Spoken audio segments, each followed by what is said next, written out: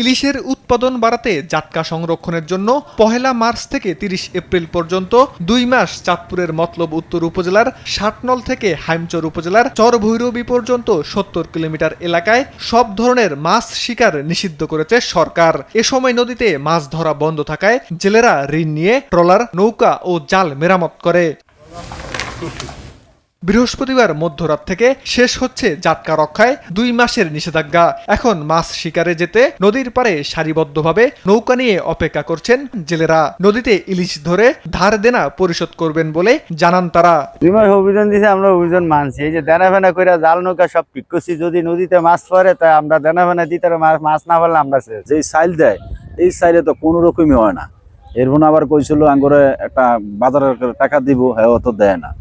তারপরে মনে করেন যদি যে মিলে মাছ তো নাই হিসাবে গাঙ্গ যদি না পাই তাহলে তো আমরা শেষ। এই দেনা ফেনা লই আমরা খুব কষ্ট থাকি। আইন অমান্য করে জাটকা অনেক মাছ নষ্ট করে ফেলি, এই জন্য আমাদের খাসালাতে আমাদের এই দুর্ঘটনা। অন্য বছরের থেকে এবার ইনশাল্লাহ ভালো মাছ পাওয়ার আশা আছে, বড় বড় মাছ পাওয়ার আশা আছে গাঙ্গের ভিতরে। জাটকা রক্ষা অভিযান সফল হওয়ায় অন্যান্য বছরের তুলনায় এ বছর ইলিশ উৎপাদন বৃদ্ধি পাবে বলে জানান মৎস্য কর্মকর্তা। ৫ শতাধিকের উপরে অভিযান পরিচালিত হয়েছে আর ৫০টির অধিক মোবাইল কোর্ট পরিচালিত হয়েছে।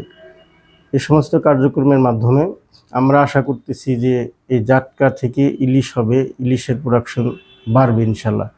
আর জেলেরাও এবার অভিযান এবং মোবাইল কোর্টের কারণে তারা বিচ্ছিন্ন কিছু ঘটনা ছাড়া আমাদের অধিকাংশ সময় এই ৭০ কিলোমিটার এলাকার নদী আমাদের দখলে ছিল। দীর্ঘদিনের নিষেধাজ্ঞা শেষে মাছ ধরতে প্রস্তুত চাঁদপুরের জেলেরা। সীমান্ত বর্ধন, নিউজ ডেস্ক, দেশ টিভি।